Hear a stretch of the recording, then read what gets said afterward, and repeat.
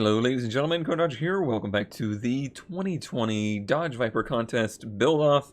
This is part number 5 of 5. That means it is the final 2 contestants of the 10 finalists. This is the category that's supposed to be cars that could legitimately take over for the Viper in 2020. The first category of things we judge them on is their appearance, and let's go ahead and start with Ericsson's car here. This one is kind of one that I picked out of the group of plausible cars, but is one of the less plausible. We'll get more into that, but for now, visually, there's a lot to say about the visuals of the car, but I think one thing that you can say is any car that has this particular shape and appearance, there's a certain look to this car that has a lot of presence for this audience. And honestly, the shape of the car almost does more to speak for, its wow factor than even the fixtures do. The fixtures themselves are pretty sedate, I would say. It's not too ridiculous. There's some scoops and some aggressiveness to it. You got like the rear diffuser and the pipes out the diffuser and the side inlets, and there's some aggression there, but overall it's a pretty simple design.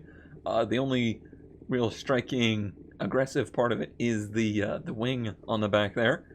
I've seen far more visually, grabbing designs on bodies that are less grabbing. So there has to be some kind of balance there. I have to find a way to even those out. So how do I do that? For me, this car, thankfully presented in very bright red, one of our 2 non-blue entries. This one, it kind of, from afar, has a lot of appeal, and then as you get closer, it's kind of not quite as grabby. It's kind of like compare an R8 to a Gallardo. Like that's kind of the comparison there. So with the 10-year-old wow factor out of 10 points, shape-wise, I could have probably scored this higher, and then the fixtures didn't quite hold it. It didn't quite bring me in as I got closer. Hello, ground. I think I'm going to go for a 7. Yeah, because I do think 10-year-old Cone Dodger would have probably been pretty wowed by it and drawn into it. It just could have used a little bit more there. So now we have to look at this thing in a little bit more detail and see what kind of theme we have here. Let me actually go to the fixed camera so I can just rotate around it. And, Viper Legacy. I knew this would be a very difficult one for this, and honestly, going through and picking the cars, picking the 10 finalists was very difficult. And this one was one that I kind of went back and forth with because there's nothing here that looks Viper. I mean, I can try to pinpoint things like the dual center exit exhaust, maybe the general headlight shape, but honestly, I'd be really stretching. This one is on a very different theme, and that's kind of one of the reasons that I ended up picking it, because there is an over-encompassing theme to this car that I wanted to see how it would do, but unfortunately, Viper Legacy, it just doesn't have it. And this has been a discussion on Discord and in comments on the scoring and the how I'm tallying these. Is it a 1 to 5 scale or is it a 0 to 5 scale? And I said no, it is a 0 to 5 scale because it is actually possible to have something with your car that does not work at all for that category, and this car does not work at all in Viper Legacy. There's just no Viper here, and that's all there is to it. But I tried my best to make the whole contest, to make the whole scoring sheet so that if a car didn't have some attribute, it could make up for it in other ways. And the one here is timelessness. And this is a car that is, like I mentioned over in the 10-year-old wow factor category, it is not obnoxious looking. For such an aggressive body, any of these style bodies tend to look, you know, rather overdone, and this one doesn't do that. It actually looks kind of subtle. I drew comparisons to the Audi R8. Maybe doesn't have quite as intricate a design as that. There's some details on it that are dateable. This taillight arrangement, I don't think the wing really flows with the car very well. But the front end is, it's subtle, it's simple, and it doesn't look particularly era-specific. That could be 2000s, that could be teens, that could be even late 90s. So it kind of works there. But I'm just going to make my judgment call here. My gut instinct is that I'm going to give it a 3 in timelessness. I don't think this is going to look any more dated if I look at it in 10 years than it does now. Yeah, okay, I'm going to stick with that.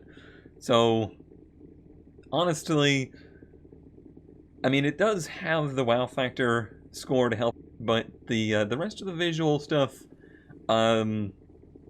thanks to my rule sheet, thanks to my own way of scoring, it's struggling.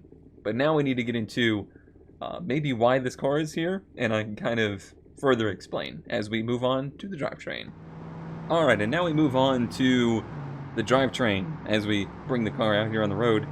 This car is one of the very few V8 entries that I managed to work into this grouping, and it is a V8 turbocharged option. It is 5.5 liters and dual overhead cam, direct injection. It's a modern turbo engine.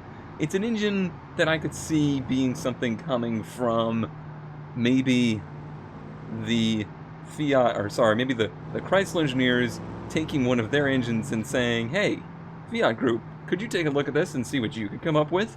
We don't want to use the V10 anymore. We would love to see you do something unique with our V8s. That's kind of where I drew inspiration from the engine. It seems like it's been de-stroked versus, a 5.7 Hemi or something like that, and then modernized as much as possible. Thrown all of the modern tech at it, it is still front engine rear wheel drive. Honestly, this body, when I first saw the body, I thought I was looking at a mid-engined car here, and I thought that was the direction that Ericsson was going to go with it. And honestly, I figured we would have a mid-engine competitor, get out of your mouse, in the 10 finalists, but it just didn't quite work out that way. But this one, I think, is probably the most exotic of the cars that we've had so far.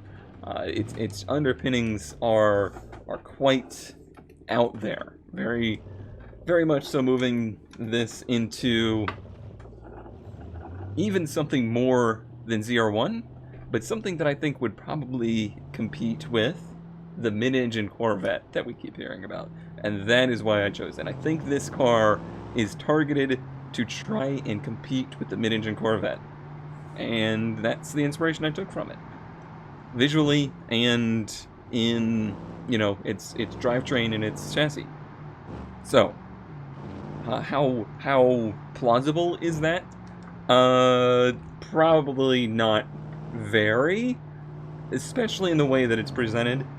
The way I could see that going is maybe something that's shared with a future Alpha 8C, and it's not implausible that that could be what this is trying to represent.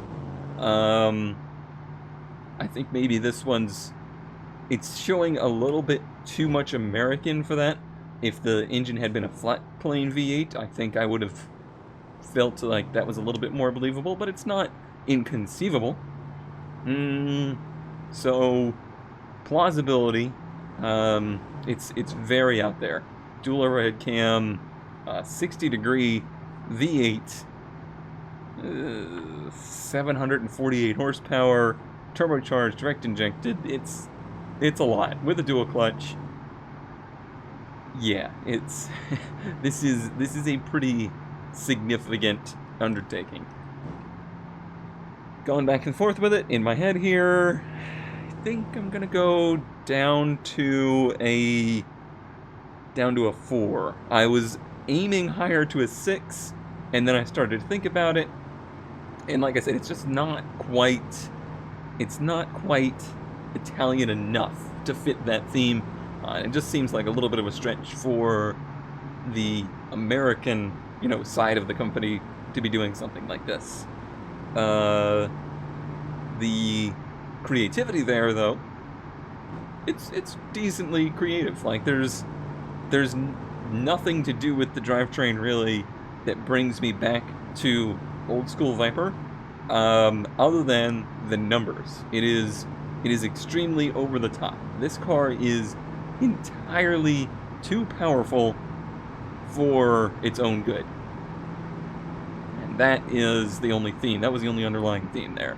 So, creatively, it is a little stronger there, but due to the fact that I think it could have been more thematically built in a way, and again, if there was a big email introduction to it, I tried not to focus too much on those. I tried to draw my own impressions on what your theme was. Thematically, it could have been stronger, so I'm going to go for a 6 on creativity. So I've pretty well talked about the fact that this is it's a very different take.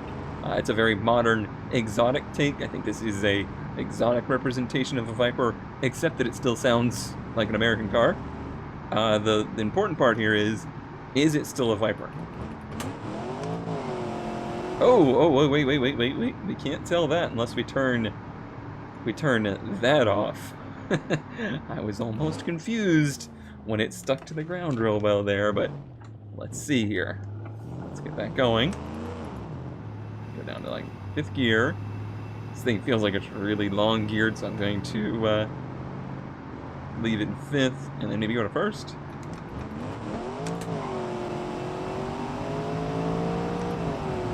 Pretty stable, actually. Kind of lends itself to what I was thinking, that this car is predominantly on exotic. I think I might be able to do it a little bit more justice there. I may have wimped out on that too much. So let's try that again. I was a little surprised, though, to be honest, that it stuck as well as it did. This thing might be quite a track dominator.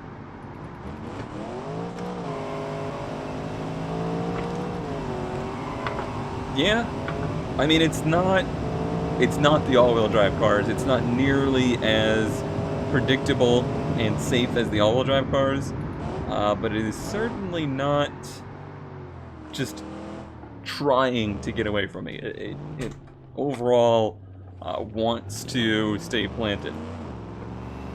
So, in its Darwin check, it's not doing quite as well. I think really what it is 2nd gear. To get into the power band, I have to be up like 6 grand in 2nd, and that's a lot. So let's try to over-rev it in 1st.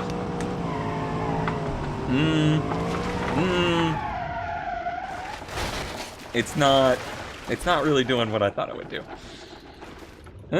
Well, this is part of the danger, I think, of the fact that I made my judgment based on the automation representations, and I thought this thing was going to be a little bit more wild and wily than it's kind of proving to be here in Beam.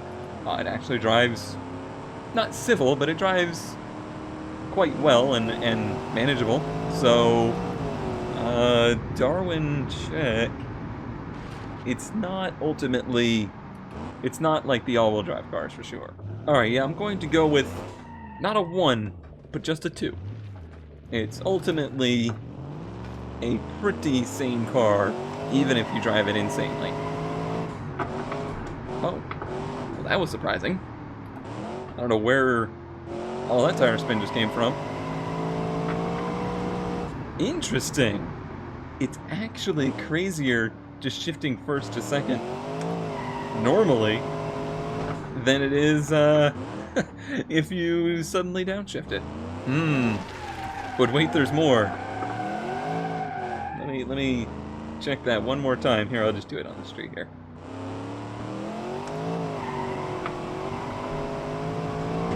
It's savable though, but yeah, definitely that 1 to 2 change. It tries to spin them up pretty good. But yeah, still savable, so I'm still going to go with the 2. Alright, now on to the handling track, where I bet you this car is going to do pretty darn well. We will see. Already feeling pretty sporty.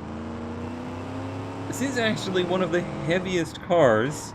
It really doesn't drive like it, though, so far. I feared it would be, you know, unmanageable around here because it's so very front-heavy and back light, and it does... Oop, yeah, it does have some of those tendencies where the back end gets loose on weight transfer, but then the front end will try to get away from you in the middle of the turn or in turn-in. Wait, let me look over there. Oh, it's only 56% front. That's not ridiculous, but it is pretty front heavy for a heavy car. Let's see how it does over here.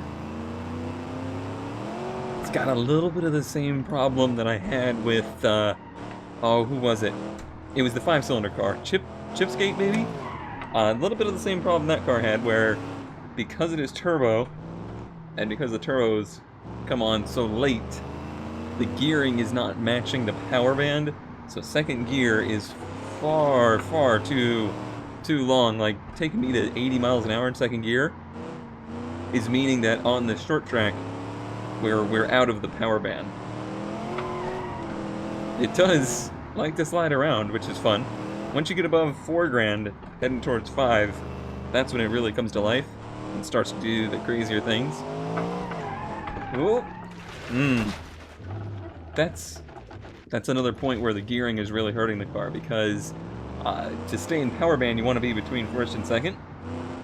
The problem is this shift from first to second is where this thing likes to get away from you. It wants to spin out when you go to second gear. And yeah, it is kind of nose heavy. Let's click off the ESC.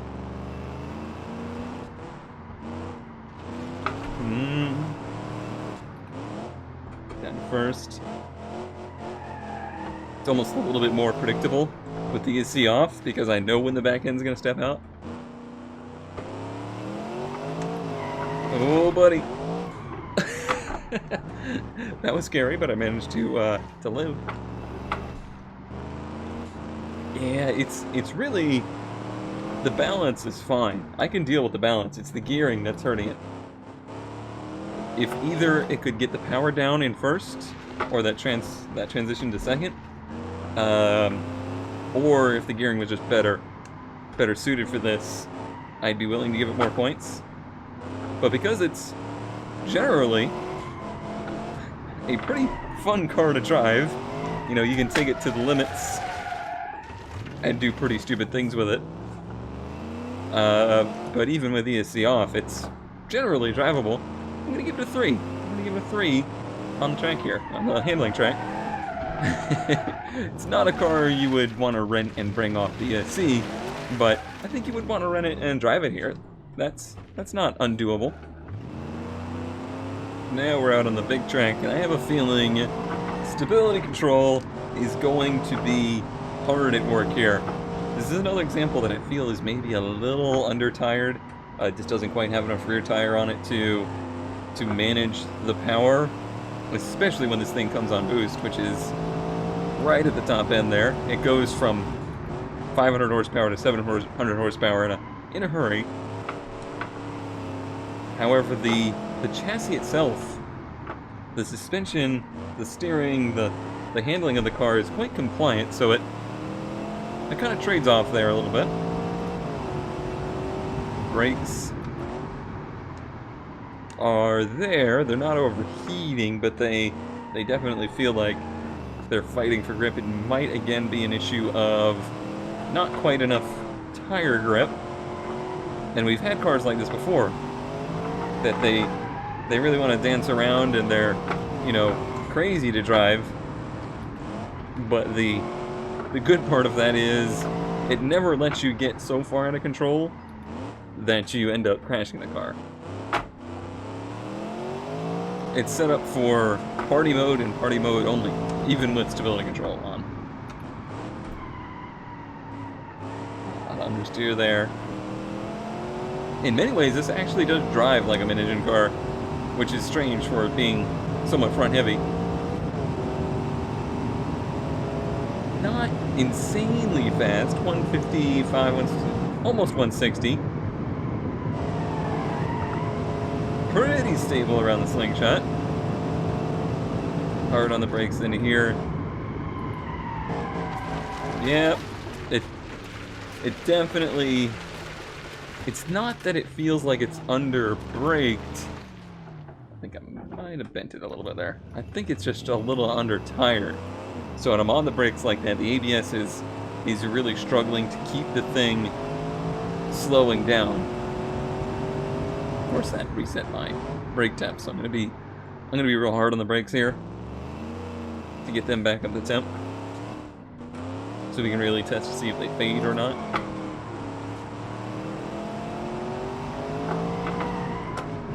Buddy, this turn more than any other on this track has been the one that really show the weak points of these cars. Which is interesting. It's that long sweeping turn on the power. That's where they tend to start to get a little crazy. And of course, slingshot. I think in these slower 90-degree turns, the overall front heaviness of the car makes it pretty predictable. Hard braking down into one. Yeah, it's not really cooking the brakes. It just doesn't have enough tire under it to get optimal braking. Is it trackable? Does it have trackability? Yes, but it's real scary about it. It doesn't evoke a lot of confidence in you, but it can have a lot of fun with it. Now, the handling track is where I cared more about fun, and it was ultimately pretty fun there. Fun is a little bit important here, but it's not as strongly important. I'm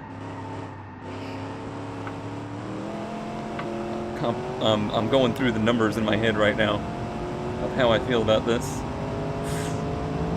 Once that turbo hits, it goes. Turbos.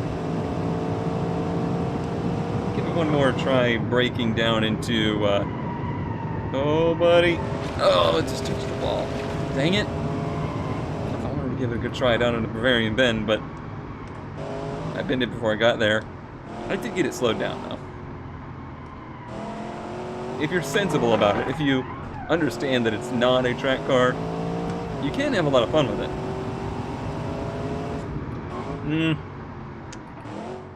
Again, I hate to say it, it's a very nice car. It's just, it's not really quite Viper enough, I don't think. It hits a lot of checkboxes for cars.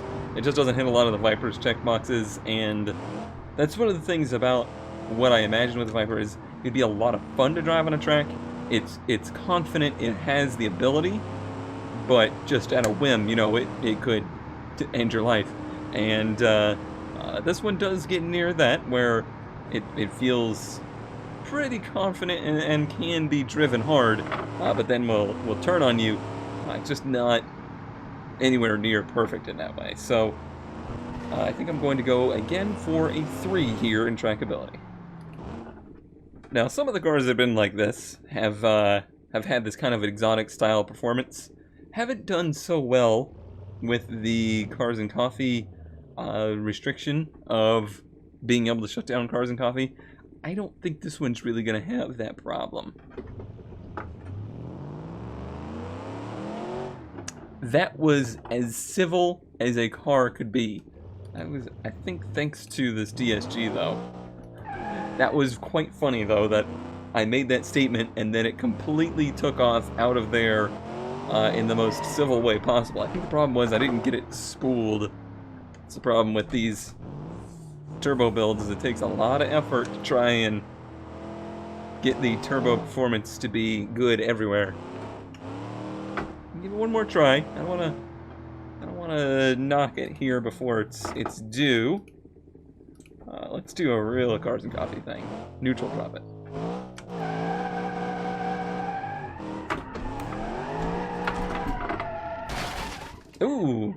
Nice curb sounds. That was a good curb hit. Yes, but not fully. It has the ability to do dumb things, for sure. But overall, at slow speeds, it's pretty civil. I talked about this earlier where I said this feels like the Dodge answer to the mid-engine Corvette, and it really does seem that way. Because it seems like when GM makes the engine Corvette, apparently, maybe, definitely, probably, it's going to be a more civil version. You know, it's going to be more of an exotic, and that is what this car is kind of doing. It just needed a little bit more track performance to get it there. So maybe that's where some of the scores ended up not working in its favor. But it's still interesting to look at, and thanks for your entry. Now we got just one more car to look at.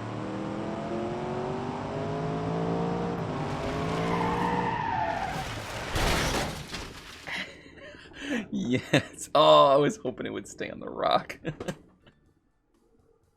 The Stacks on Stacks award goes to Zentrox for stacking on stacking some fixtures to make that grill. That's a lot of grill. The Flies Off the Shelves award, because MX HDR's design looks like it was made for a Hot Wheels car that would just fly off the shelves for every kid walking through the store. The Room with a View award to Miriam for this very awesome hood opening with glass showing a V10 with individual throttle bodies. That is a room with a view. Holy cow, we've done it. It's the final car, Cameron's car, and this one for the 10-year-old wow factor. It's doing pretty good. From a distance here, it's not the visually attractive in the like track sense. It doesn't look over the top. It's not crazy looking, but it does have a lot of presence. And then as we get closer, let's see here. The back is very grabby, if you will. A lot of intricate designs there with the vents and the taillights and the diffuser setup. You got side pipes, you got side skirts, you got a big vent in the front. And then for the front, a kind of conventional Viper crosshair grille with a lot of lights. Oh my, that's a lot of lights. Do those light up when I hit the brakes? They do not. I am impressed. Good job, video game. Oh, they're blinkers, I guess. Why do those look red? And those look orange? Maybe it's just the sun. Overall, though, it's a pretty sleek design. It's got the roof bumps. It's got a rear, like a roof spoiler kind of deal. It's not one of the bigger entries. It does have silver wheels, which is a pleasant change compared to nearly everybody else's black wheels. All right, seriously, guys, do we need to have a meeting about wheels and how black wheels are inferior to virtually any other kind of wheel? But the look here isn't very wowy, I suppose. And part of that might be because this looks a lot like current generation Vipers, so it doesn't nearly grab me as much as a fresh take would. But then I think about it, and I think about the current gen Viper, and that car does have quite a bit of presence. It does have quite a bit of that wow factor. It does have the huge proportions that make you drawn to it. You know, that's an important part of it. So even though it's not as striking as some, it does work in that way. It has a lot of that same feeling. I'm gonna go for a 7 on the wow factor because of those ties to the current gens, and because it doesn't seem right that an actual Viper wouldn't do well in this category, and yet a car that looked very similar to an actual current Viper would not do well. Does that make sense? Because it does look like a current gen with a little bit more modernization to it in some areas, and I think it pulls it off pretty strongly. Even if it's not knocked out of the park 10 out of 10, it's not an ACR. It's somewhere just below that. I think you could probably already tell that the legacy of this car is pretty strong because of the inspiration of the current gen Viper. It does actually bring back some of the older design elements. The headlights remind me more of the older Vipers than the current one, but then the grille arrangement reminds more of the current one. The back reminds me more of the current one, but actually toned down a little bit and done a little bit more sleek. So that does modernize the car.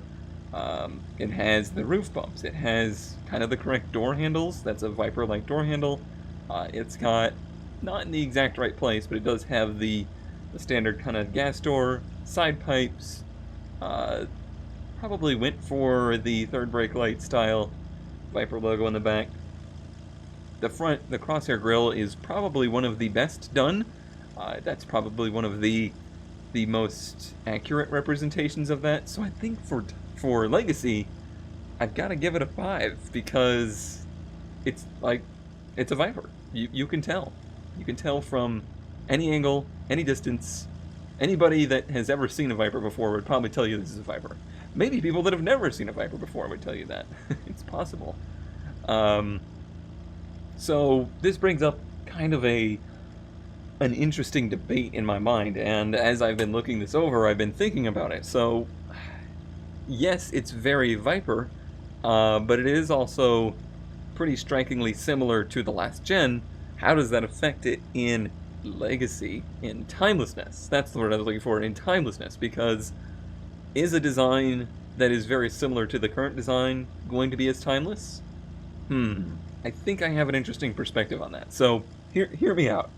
The 96 Viper, I've been comparing that. That is, to me, the most timeless of the designs. The current gen Viper, I think is a very striking and is going to go down in history as a timeless design. The one in between, where they did the SRT10 and then the second gen GTS, those were very derived from the first gen, but just given a little bit of an enlargement. You know, it has broader shoulders, it's a little bit bigger. Tried to bring it to a little bit of those modern looks. I feel like that's where this car is. I feel like this is the current gen Viper given treatment to try and fit in with 2020 cars. And I don't know that does as well for it. Which is interesting because the current gen car is so very much so inspired by the 96, but it looks much more like an evolution. It looks as sharp as that car did versus the SRT10 and the GTS, the competition coupe. They kind of lost the strikingness of it somehow. So therefore, it's a low score for what I think is a really good-looking car. But when I think about it like that, I'm going to go for a 2 in timelessness because I don't know that this car is going to stand out amongst the previous ones. I don't know that it does anything the previous ones did better, but it's so similar to those that it blends in with those. Alright, so the drivetrain here. This is a very loud car once again. Try to speak over it. We'll put it in 6th gear here to try and get it to be quiet. I think you can probably already tell what kind of engine. It is back to our normal V10. It is 8.3 liters. It's kind of the modern take. It has direct injection. So, modernized old school V10. Except this one does do one thing that is unique from all the other ones. And that is, it is single overhead cam. Cameron thought, you know what? The Viper V10, it needs to grow up a little bit. It needs to have overhead cams. It needs, you know, the 4 valves per cylinder it deserves. But he didn't quite trust Chrysler to be able to pull off dual overhead cam. That's an interesting take. Has anybody made a single overhead cam engine in the last 15 years? I know Honda has kept their V6 single overhead cam for 30 years, but that engine was designed ages ago, and I think they might even still use it today, I'm not sure. I don't know if anybody's actually gone out and designed a single overhead cam engine recently, but it did give me a chuckle anyway. The kind of joke there of, you know, The old Viper V10 was... Whoop! Boy, it's pretty Viper, huh? It just bit me going... Oh, and I stalled it. That's embarrassing. Here, we'll roll down the hill. This is a cool BeamNG feature that you can do this. There it goes. Hill starting a car in a video game. That's funny. What was I saying? Oh yeah, the old Viper V10, you know, it's kind of been a laughingstock because it is, you know, it's underhead cam, it's old school engine, it's ha ha ha, they took a Dodge V8 and put 2 cylinders on it. You know, those jokes have been going on for 20 years. So taking that engine and just giving it that scant little bit of modernization is pretty funny. Is it plausible? I guess I'm going to go back to the same thing I've said about all of the V10s that are similar to previous gens, and this one's really similar. You know, still 8.3 liters. It's you know, it's direct injection with single overhead cam. It's not completely non-creative, but the plausibility hurts because I don't know how relevant this engine is anymore. Now, one thing that has happened here because of the direct injection and because of having cams in the correct spot, sorry purist, but because of that, it does actually get decent economy. You know, it's pulling more economy out of it. So it's the way this engine would survive if they could do that. So where you might think, you know, a Viper V10 that they plopped into a new car would be ultimately plausible. To me, it's not ultimately plausible because of that. So we're gonna go down for a 7. Because I do think the single overhead cam thing kind of hurts plausibility as well. Just because, would somebody really do that? And maybe I'm wrong there. Maybe I'm wrong. Maybe somebody would. Maybe somebody has. But it seems a little implausible. Not impossible, but implausible. Alright, so I think the writing's on the wall on this one as well for creativity. It's rear-wheel drive, 8.3 liter V10 with a manual transmission. 7-speed, added a gear there that I can't currently use. Can I do this? I can. Neat. It does rev a lot higher. 8,000 RPM. That's a lot higher than old Viper engines, which gives it a bit of creativity. Certainly would be nice. It would be interesting to hear that. Something we've never heard before, thanks to the overhead cams. It's not insanely creative, though. I think I'm going to go with a 3 on creativity, just because there's not quite enough there for it. Boy, this is weird. I'm cruising in 7th gear, 2,000 RPM, and it sounds like I'm going real fast. I do like that. You can use the flappy pedals after you've run out of H pattern shifter. Good job, BeamNG. This gives me an interesting opportunity, because I've never really been able to do a Darwin check from 7th gear. But we're about to do it in this one. ESC off, though. Don't forget about that. Very important. And here we go. Ooh, buddy. Oh, right into the phone pole. Wow. I think it lit... I don't think it over-revved. I think it just lit the rear tires up so fast that you couldn't even tell that they were dripping. Let's see. How high does first gear go? Yeah, first gear goes to 48 miles an hour. So I probably did over-rev it a little bit. We'll give that another try at a more reasonable... Oops, forgot to hit the clutch. With a more reasonable 2nd gear.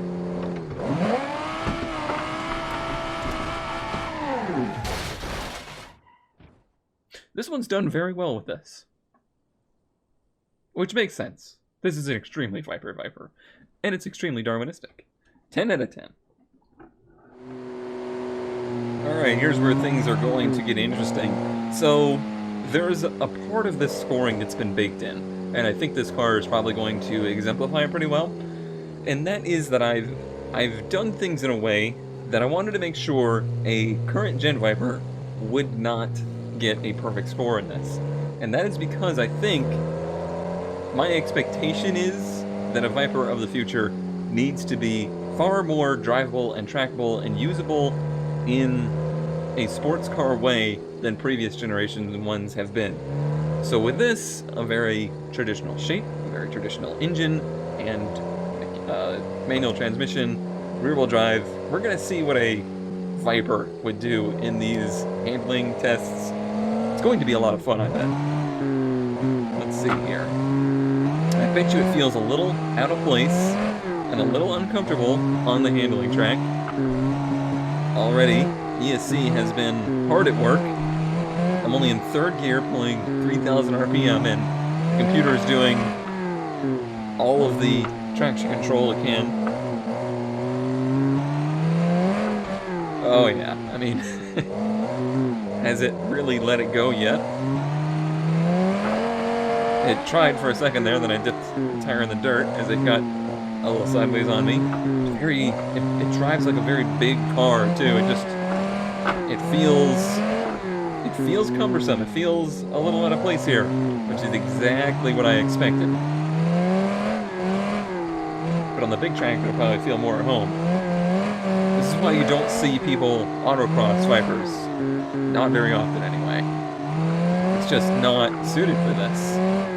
But even for the concept that I made, I wanted it to be able to do courses like this reasonably. And some of the cars have blown me away with how well they did at this test and on this course. Now, in the name of this, it says handling course fun. It's insane, and it's totally out of control. Like, stability control is saving my life at the moment, basically traction control. But I'd be lying if I didn't say I had a big smile on my face. There's no scowl coming from this. So fun factor is pretty high. It's doing a good job of being fun without just ultimately being too scary to drive. Some of them did better. Some of them managed to be fun and fast. This one's just more so managing to be fun. We're trying second gear a bit here and seeing if the traction control can keep up.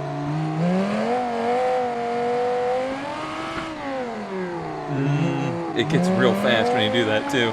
It's more comfortable in third. I think if this was just a handling test, it would be a 2. But because this is a handling track fun test,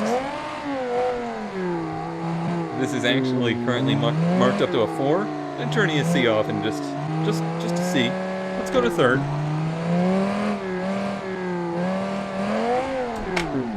Murder. Absolute murder. That's a tough one. That is a tough one, because if it were a little bit more drivable, you'd probably feel a little bit more confident, you'd probably have a little bit more fun. A car that you're constantly having to rein in, even though it can make you smile when it's, you know, doing things like hanging it sideways and catching itself, it's not ultimately as fun, I think, as a car that you can actually drive to its limit. So I'm going to balance a 2 and a 4 there and make it a 3. Alright, as we take it out to the big track, where I think it's going to be a pretty stout competitor if it can keep itself under control. This turn pretty consistently has been these cars' Achilles heel. It's proving to be this one's as well. Oh, stability control is an amazing thing. This car has 700 horsepower, and it's not prepared for it, to be honest. This is a car built for 500 horsepower, but has 700 horsepower. That's kind of the feeling it gives me. Right. It's also making some weird noises. I wonder if it has to do with the high revving nature of the single red cam setup, and it's maybe floating valves or something. I'm not sure where the noise comes from. Oh, I wanted to hang that drift real well, but I didn't. It's oh, that's an unpleasant sound. And I hate to say it, but it's also an unpleasant car to drive. It's not Whereas on the little track, you know, it was reined in enough to be fun. On the big track, it's just scary. Let's see how fast we can go here. Here, reasonably safely. Yeah, right. Couldn't even get it to 4th gear because I was wheel spinning in 3rd. Oh, sounds, I'm sorry. Alright, almost made it to 160 before I wimped out. Oh, buddy.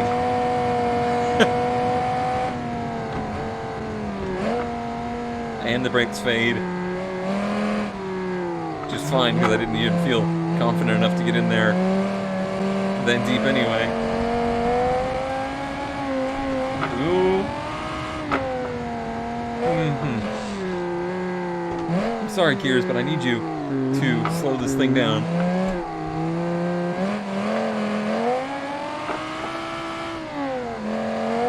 Let's keep it out of the revs a little bit.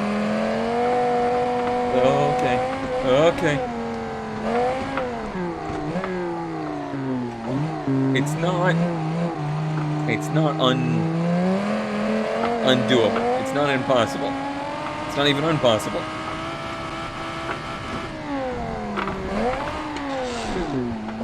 Oh, I think I hit the floppy battle there. I didn't even mean to shift. Probably good that I did get this thing out of the rev range. But, it's a good arm workout. And with the clutch, I'm sure it's going to be a leg day workout. So it's a full body workout experience, and we just lost the front brakes. Yep. Completely lost front brakes there. That's always the turn. That's the turn that judges your brakes or not. If you lost your front brakes by this one, then it doesn't have enough brakes, basically. Okay, well, I need to go catch my breath. And because of that, I think we're going to go 42 on trackability. It's doable. It's not the worst. We've driven worse around the big track, but not by a whole lot. Oof. That was hair raising. That's a word you could use for it, or term.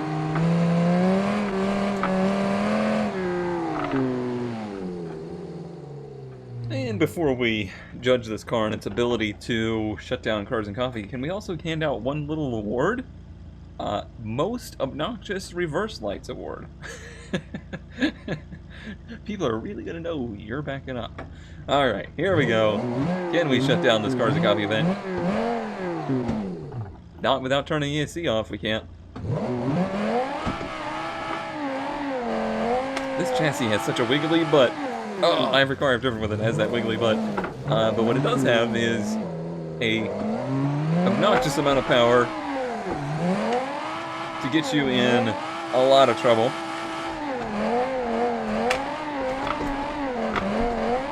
Oh, that was almost stylish. We still ended up on the fails video, though. That's a shame. That's a real shame. So 5 out of 5 there for Cars and Coffee. Oh, man. I think I just legitimately did it then. Like, I've been doing this somewhat mockingly, you know, intentionally putting the car through its paces to show the result. I think it just did it to me legitimately there. So it actually got away from me leaving the event. That is Cameron's entry.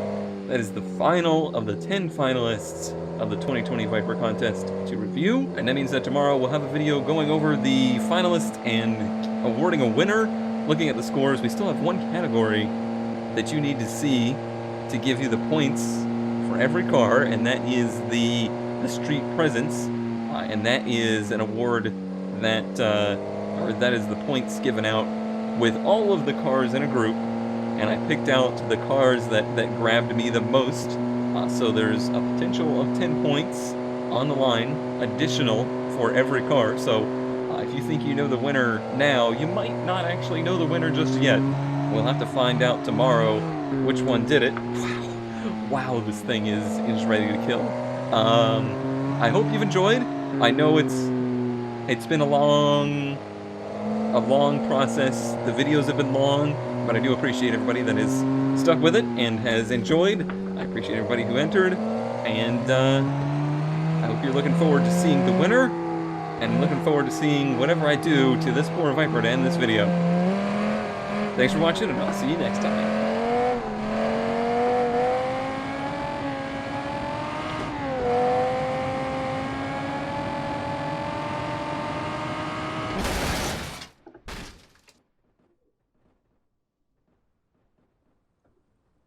Whoops.